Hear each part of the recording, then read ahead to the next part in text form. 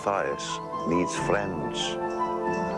And you see in Redwall, he gets friends. This is a lesson for us also, to be friendly with others. But the friends he gets, some of them are strong, aren't they? If you look at Constance the badger, she's a great big mother, but she's a huge badger. And badgers are fierce creatures, and she is a very fierce creature.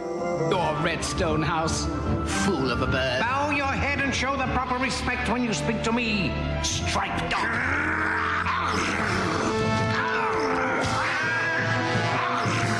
If badgers are anything like Constance, I think they're pretty cool. Here inside this little cage here is Digger. Now Digger there is a North American badger. He's about 20 pounds. He's approximately 21 inches long. Now he is, like I said, a badger, and they're known to be ferocious.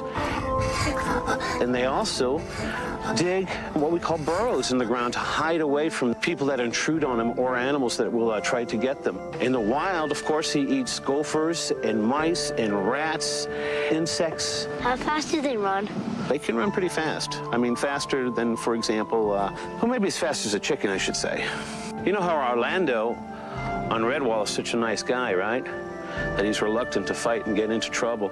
Badgers are really like the same thing, though. I mean, again, badgers can be very aggressive if pressed to the point, but most of the time, if you leave them alone, they leave you alone. Orlando!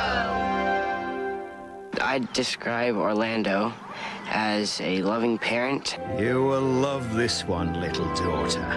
It's as bright and beautiful as you are, Alma. And a fierce warrior, as strong as any badger there was.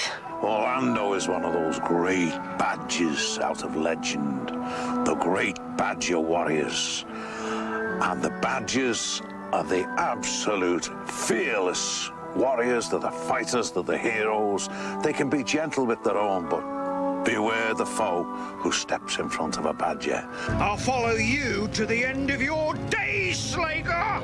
Orlando the Axe will follow you to the end of your days! Like all of the badgers from the mountain of Salamandastron, right through to the badgers at Redwall, they all have one cry when they go into war. And it sounds like this. Eulalia!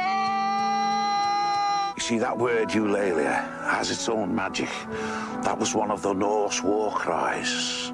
The Vikings, the sea wolves, the Norsemen, and the Celts used to use it when they went into battle.